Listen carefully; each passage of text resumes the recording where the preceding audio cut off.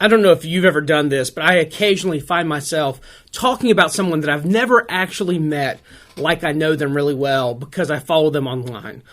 Sometimes it's been people that I've seen their career develop. They started off even before like YouTube was really popular back in the early days of video blogging, vlogging on the internet.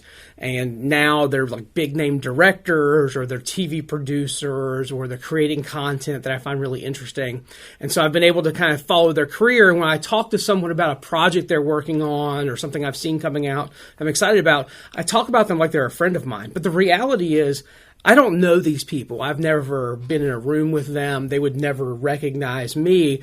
And as close as I may feel to them, it's different. It's different than someone that I would just go grab a cup of coffee with or have lunch with, someone that I would sit on the couch with and talk about life, someone that I would share and open up about my personal stories and stuff with. And they wouldn't know me either. If they walked into a room, they wouldn't be like, "Hey, Richard, what's going on?" Because they've never met me. We don't have that kind of relationship. Because when you hang out with someone in real life, it's different. You get to see things that they haven't really curated, that they haven't protected themselves from. You get to see like the unfiltered version of their life.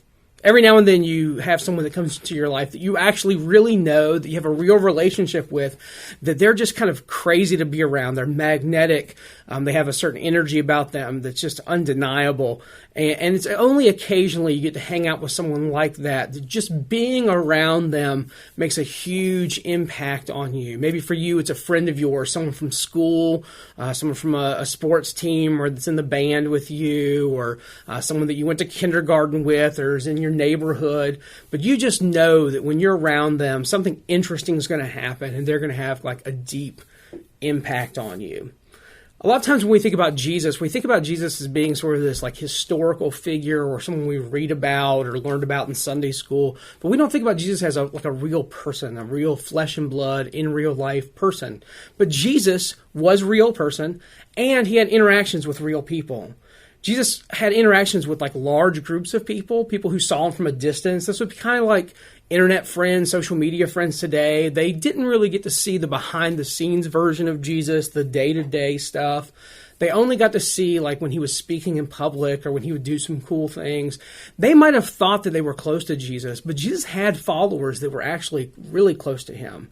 A lot of times we'll call these guys the apostles or the disciples, but he had 12 dudes that he walked around and did life with, and they got to see like a different version of Jesus, the kind of Jesus that other people didn't get access to. But even among his closest followers, there were a few that had super special access. Peter, James, and John, sometimes they call these guys the inner circle or Jesus's closest disciples. The Gospel of John seems to be written by John, the disciple, and he refers to himself as the beloved disciple. So even he recognized that he had this sort of special relationship with Jesus. We're starting a series off looking at a letter that this disciple, John, wrote to some Christians. It's called the letter of 1 John. He wrote 3 letters, a book about Jesus, a gospel, and the Revelation, which we're not going to touch right now. But in 1 John, he starts off by talking about how he had this sort of different access to Jesus than anyone else ever had. And so this is what he says, 1 John chapter 1, verses 1 through 3. "We proclaim to you the one who existed from the beginning." He's talking about Jesus there. "Who we've heard and we've seen. We saw him with our own eyes and touched him with our own hands." See, what John says is we had access to Jesus that you didn't have, that you didn't get a chance to have. I was up close and personal with Jesus. He is the word of life. The one who is life itself was revealed to us, and we have seen him. And now we testify and proclaim to you that he is the one who is eternal life. He was with the Father, and then he was revealed to us. We proclaim to you what we ourselves have actually seen and heard, so that you may have fellowship with us. And our fellowship is with the Father and with the Son, Jesus Christ. He goes on to say there in verse 4, "We are writing these things to you so that you may fully share our joy." I want you to think for a second about what your closest friends would say about you. I know my friends know me better than you know me, better than some of my family members know me. I tell them things that I don't tell everyone else because we're close, because we're personal, because I trust them.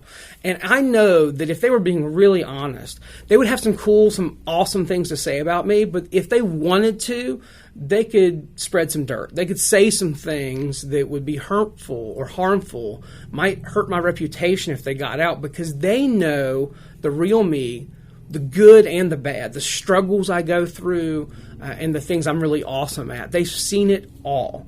What's interesting here is that John, one of the guys who saw Jesus for who he really was, who got to see behind the scenes, behind closed doors, who says here in these verses, we saw him with our own eyes and we touched him with our own hands. We actually have seen and we've actually heard. So this isn't something they learned about Jesus from someone else, or things that crowds would have had access to, or things that other people would have seen. This is a eyewitness account, an up-close and personal account of who Jesus actually was. And this is what it says in chapter 1, verse 5 of this letter of 1 John.